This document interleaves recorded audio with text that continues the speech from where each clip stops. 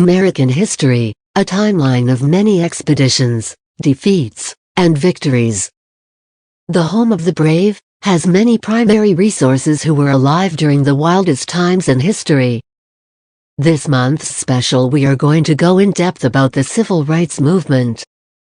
This was a movement against racial segregation in the United States during the Jim Crow law era, which prevented African Americans and white citizens from being together in public and private spaces.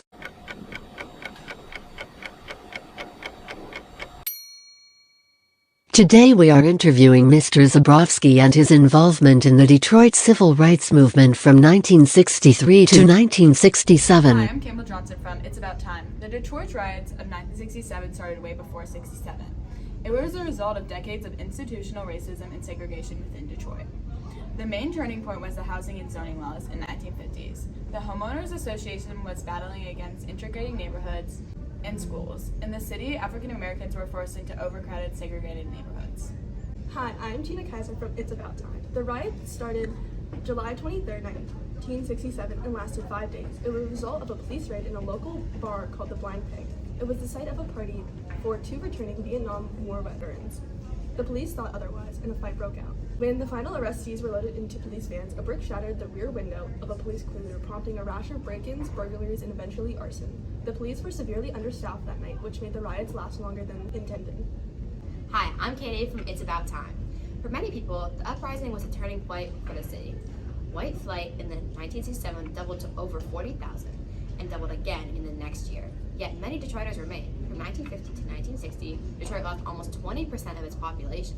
The Detroit riot is a great example of segregation within urban cities and how the civil rights movement affected both sides. Hi guys, welcome to It's About Time. We're here with our guest today, Mr. Zabrowski. Welcome to the show. Woo! So first, I want to ask you, how old were you when the Detroit Civil Rights Movement started? How old I was? I was a junior in high school.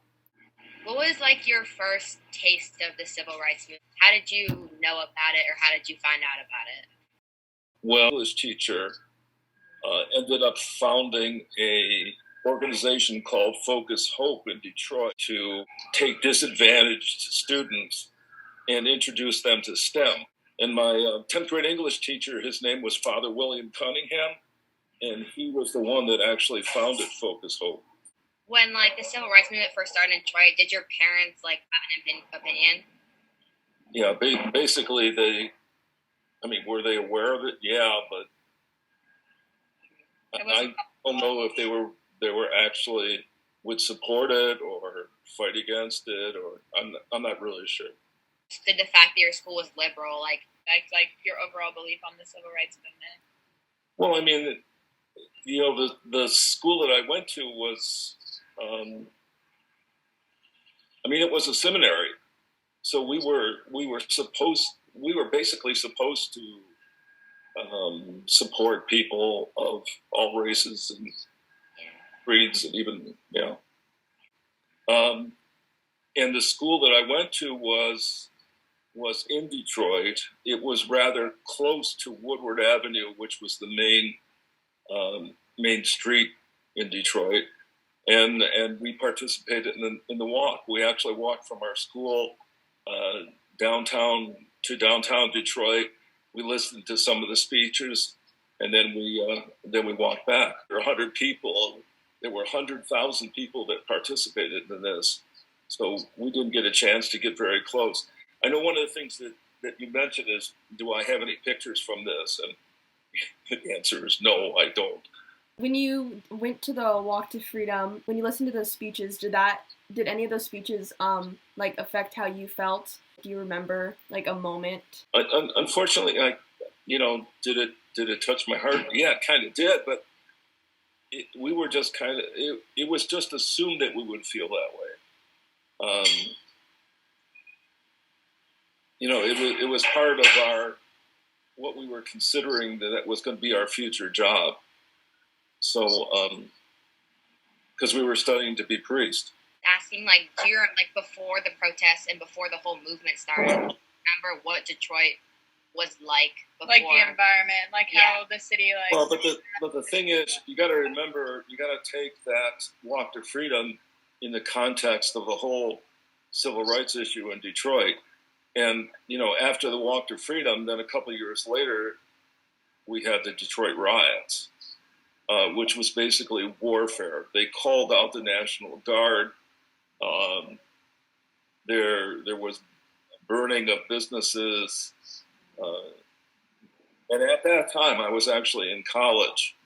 And we actually went near where the businesses were being burned and destroyed, and we were chased away by the police.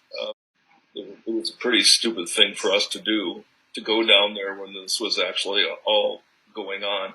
And Detroit went from almost 3 million people in the late 1950s and 1960s to about 500,000 in 2007 when the bankruptcy hit.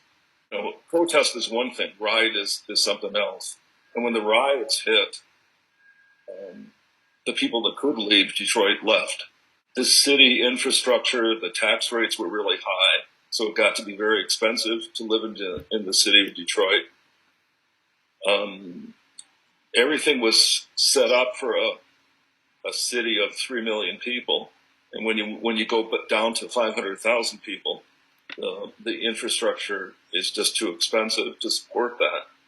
So the 67 riots, it was the beginning of the shrinking of Detroit, and then finished off with the bankruptcy of 2007. You've got two things going on. You've got a protest movement, which I think is very positive, and then you've got people rioting and basically warfare within the city, and that's not positive at all. I don't think Dr. King would have appreciated all that. Why do you think people chose to riot after the Walk to Freedom? The direct cause of the 67 riots was a police action on a bar and a nightclub, and there basically was a fight in a skirmish, and it just spread into the community, and then we had like a week worth of riots after that.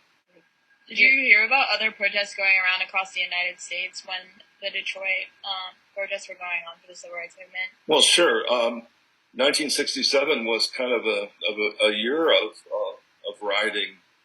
I mean, there were riots in California. There were riots on the East Coast, and Detroit was one of the biggest ones. But then within the last year or two, we've had a reoccurrence of some of that. Yeah. In the 60s, there was something called the Great Society with Lyndon Johnson, and he put rules in place, housing large apartments to house disadvantaged people.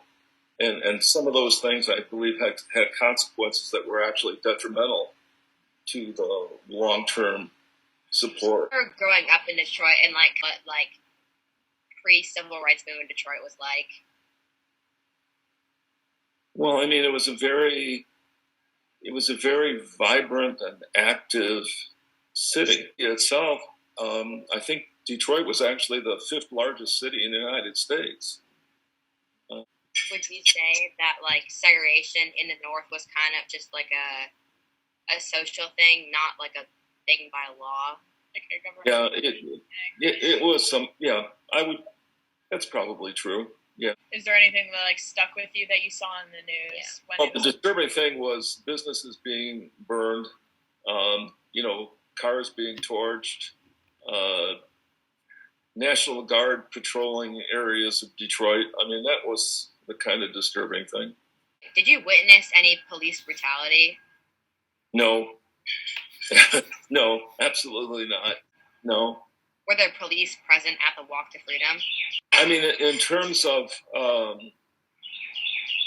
the protests in 63, yeah, there was a large police presence, but it was all friendly. It was all, nobody was angry at each other. We were all there for a common purpose. Lucky to have some professors that were actually heavily involved. And I look fondly back in those days, and I appreciate what they actually tried to do for the city. Do you think your opinion would have been different if you didn't have those professors? Yeah, I think it might have been, yes.